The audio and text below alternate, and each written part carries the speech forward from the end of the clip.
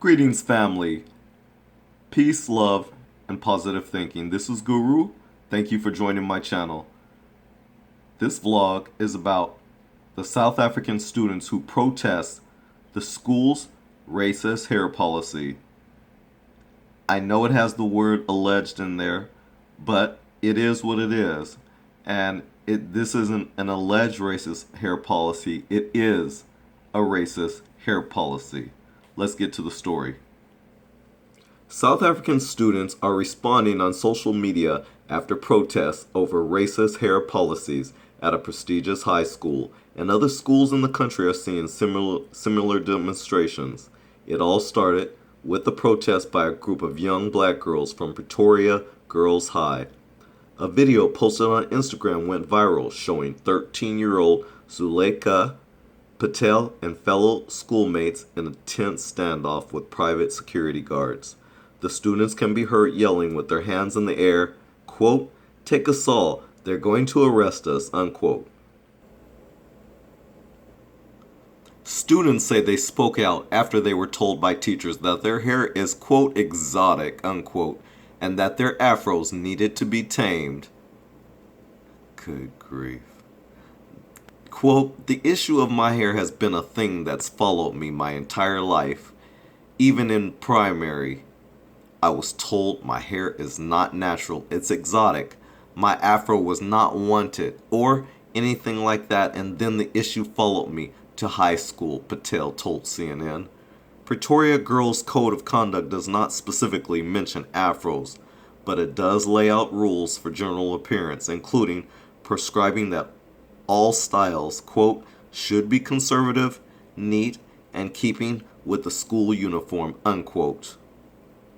And family, as we can see here, this is young Angela Davis in the making. Her name is Zuleika Patel. I know I'm messing up her name, but she's 13 years old, and she has been at the forefront of the Pretoria Girls School High protests against racism. This is her. She is the brave soldier there in South Africa at Pretoria Girls High. Pretoria Girls High, which was founded in 1902, was all white during apartheid. But since 1990, it has been integrated to all races. Many South Africans feel that the incident illustrates ongoing racial tension and express their complaints on social media of how shocking it was that such issues still exist 22 years into a democracy. And since I'm quite ignorant on the pronunciation of some African words, I won't even go into saying their names, but I will read their tweets. And this first one, she writes, or she tweets, "At school we learn our names are complicated. Nose ugly, hair untidy, skin dirty. We learn to be at war with our bodies. Hashtag stop racism in schools." The second tweet reads, "It pains me. I actually get teary every time I see young black South Africans doing what we ought to have done since the '94 moment." And then this last tweet here reads, "It was hard. It was harder for the girls whose moms, white bosses, paid their fees, so they were silenced or had funding withdrawn." In a recent statement, Gauteng Department of Education said that after a visit to the school by the province education minister, Piyanza Lesufi, it has been decided that, quote, "the code of conduct of the schools must be reviewed and the clause dealing with hairstyles should be suspended in the meantime," unquote. Pretoria Girls High told CNN it cannot comment on the issue as a direct order from the Gauteng Department of Education, but in a statement on the school website, it said the school's governing body had held a successful meeting with Lesufi and that it would work closely with the education department to, quote, "resolve the issue which were raised."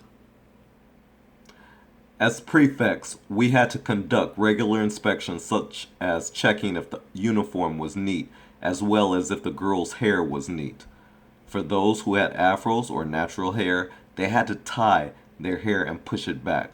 But afros are hard to tie back. So I think that was a bit unfair and quite strict, she told CNN. She is talking about some of the school's restrictions on hair. And here in this tweet, you see this young African, she tweets, even the friend next to her is learning. Power to her. And look at the look that she has, that she's given to her.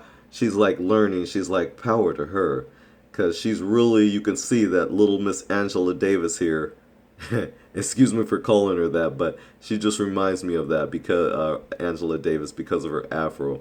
But you can see that she is very passionate about what she's speaking about.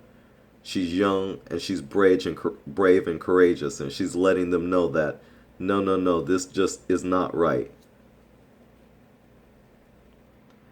In the Department of Education statement, they noted that in addition to complaints about hair policy, students indicated, quote, use of African languages on school premises is not tolerated, yet the other learners are allowed to express themselves in Afrikaans.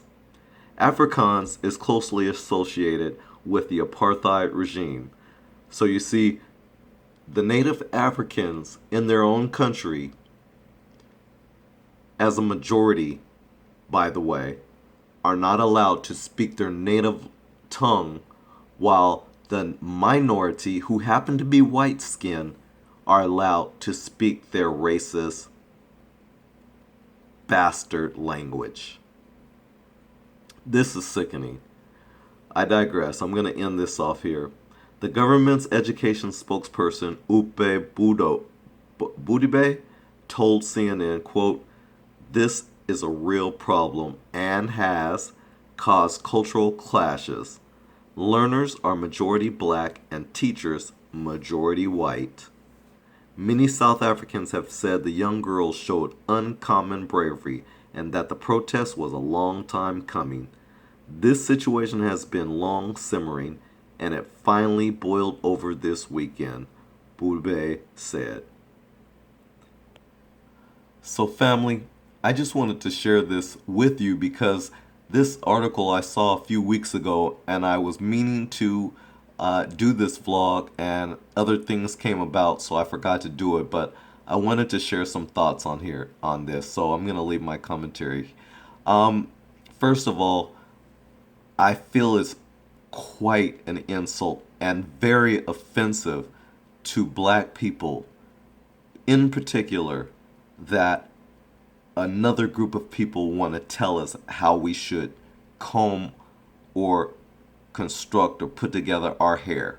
It's our hair.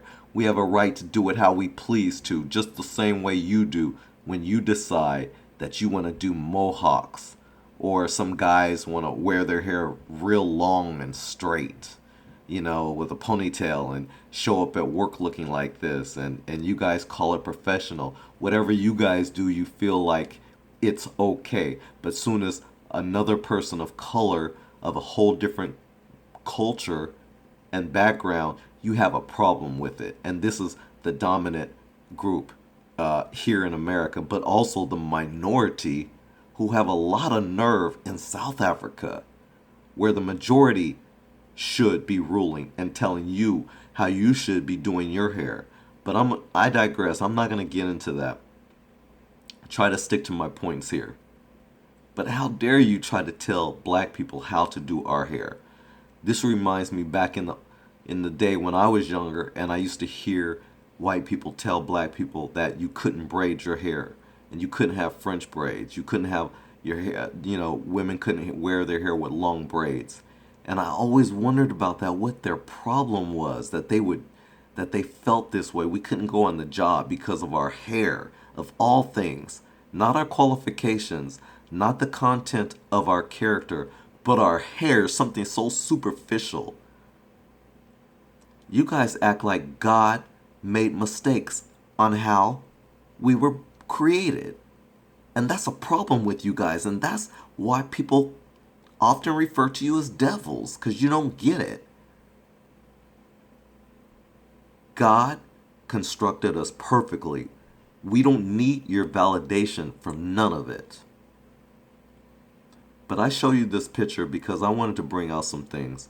Now, before I forget this point about my when growing up, the one thing I hated, like I said, was how Europeans would tell black women and black men how we should do our hair. We would naturally braid our hair. And isn't that funny? Because the ancient Egyptians, they always wore their hair in the traditional braided hairstyle, the same way black people do to this day.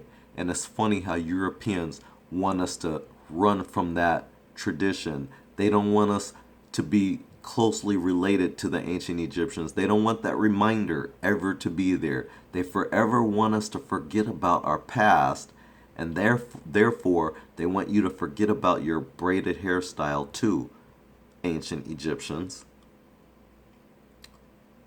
You see, because they're not, to this day, they don't wear their hair in braids like we do. Sure, they appropriate our hairstyle, like on the right, where you see mostly white women. You see mostly white women with the exception of Beyonce there. She, they're showing her straight hair, but nonetheless, all the other women are white women. But the ones who actually have braids in their hair, the French braids, yeah, that came from us. That came from black people. And so here you are, look at your hair. All you can do is wear your hair straight and down. And you call that natural? No, it's just straight and down. That's it. It's not natural.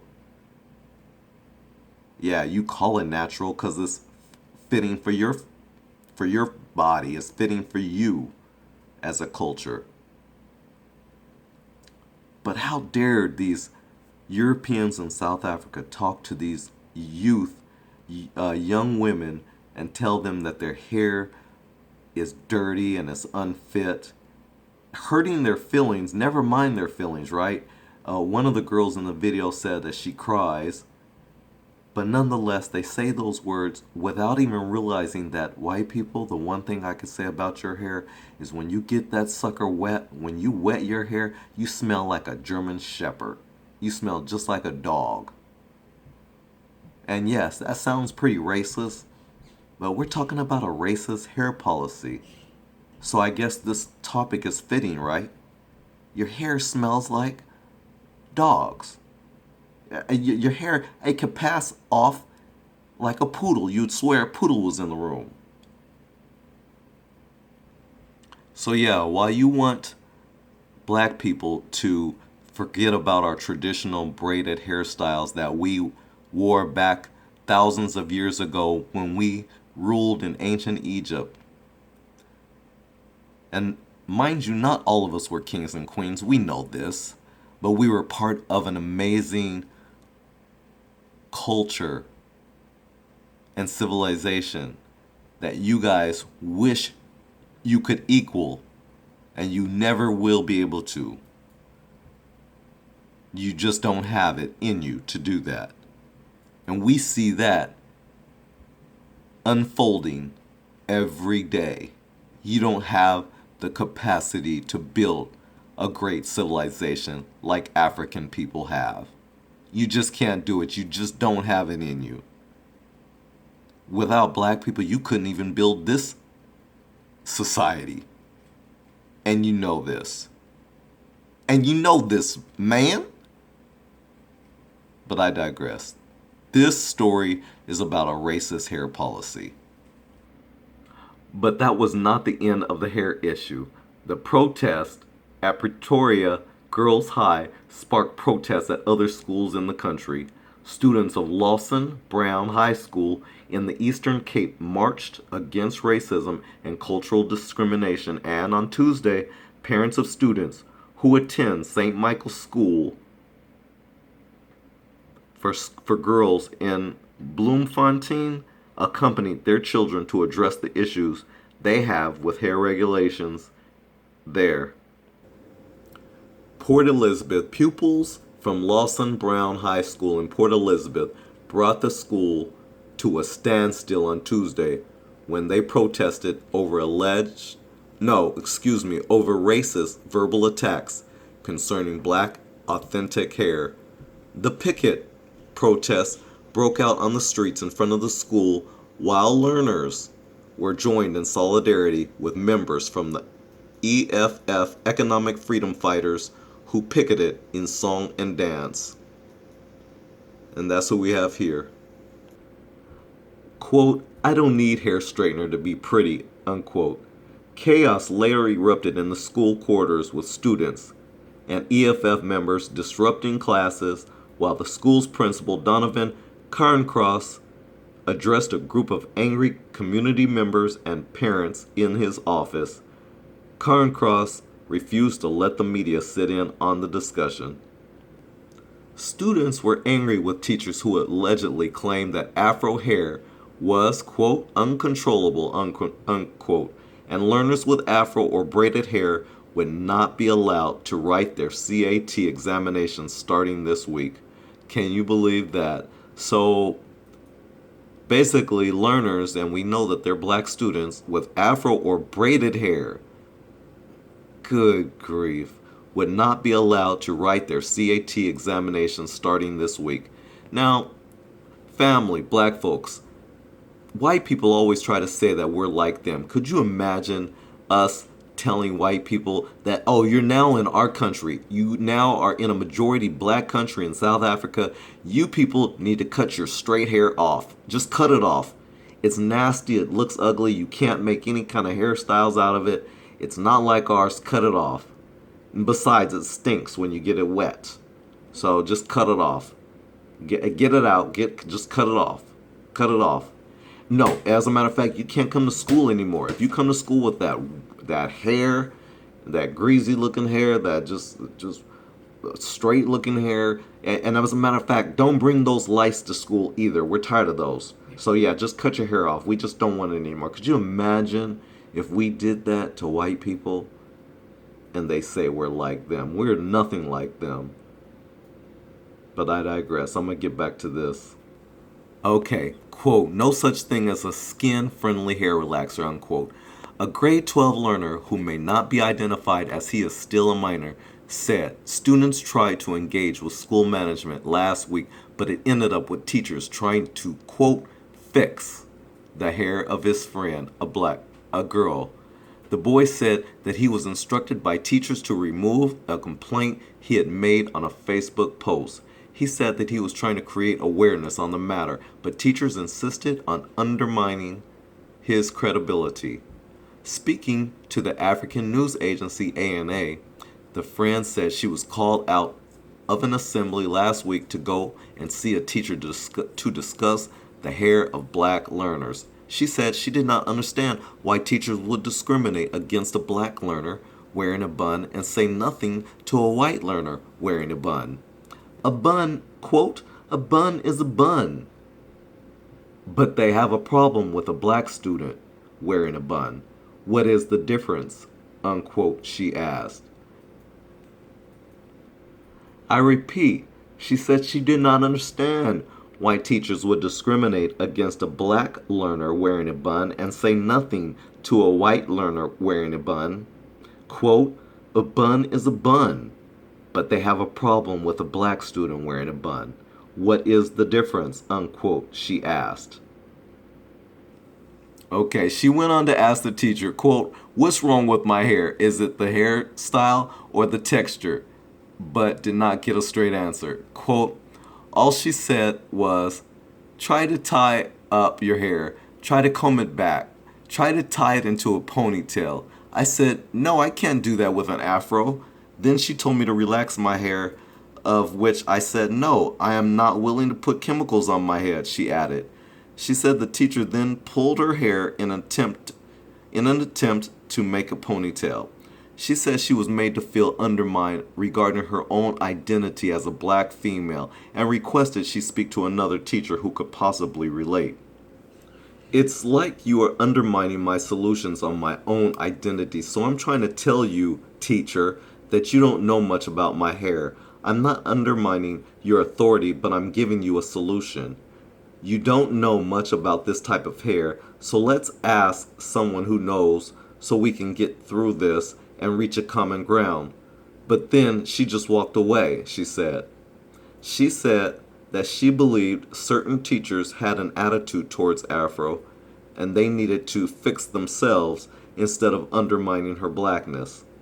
Other girls were emotional when they recalled being referred to as, quote, peacocks for having Afro hair. Students said some teachers labeled their hair as, quote, disgusting and smelly. Learners said the school had created an issue around black hair for as long as they could remember, but students became defiant and spoke out when warned they would not be able to write their grade 12 examinations with their afros or braids. And there is somewhat of a resolution. The Department of Education acting District Director George Lukwe commended learners for raising their concerns regarding school policy on Afro hair. Lukwe said that every learner would be able to write examinations and no learner would be turned away based on an Afro or braided hairstyle. Quote, we take responsibility as a department to say we want to apologize. I want to humbly appeal to learners and parents to give us a chance. When we speak as department, we speak on behalf of all, he told disgruntled pupils. The pupils did not back down and went on to demand an apology from the school head, who then finally expressed regret. Quote, we have realized and I acknowledge that we have hurt many children. We need to rectify that, and as from today, Tuesday, the clauses relating to the hair and claims that we are anti-black and claims that we are racist, those clauses will be reviewed from the code of not removed, but reviewed from the code of conduct. We will sit down as the staff and we will call in the Department of Education. Then we will reestablish what is correct in terms of belonging to Lawson Brown, said Cairncross. By mid-morning, school children were sent home, but many still loitered outside the school gates and said they did not accept the principal's apology as sincere. They said because the spotlight had turned onto the school, he was merely, quote, saving face. Family, I'm sorry this vlog was long, but this was really important. The fight of these young women here at this school in South Africa is our fight as well. It's a shame that Africans from Africa and African Americans don't have a better line of communication and a deeper love for one another. I know it's been the Atlantic slave trade and that of Europeans who has been in our way of forming unity, because with unity we have numbers, and with numbers we have power. Now, guess who knows and understands that better than we do? Black folks, we need to wake up and smell the coffee. I hope you've enjoyed this video. Please share, like, and subscribe. This is Guru. Peace, love, and positive thinking. Thanks for watching. I'm out.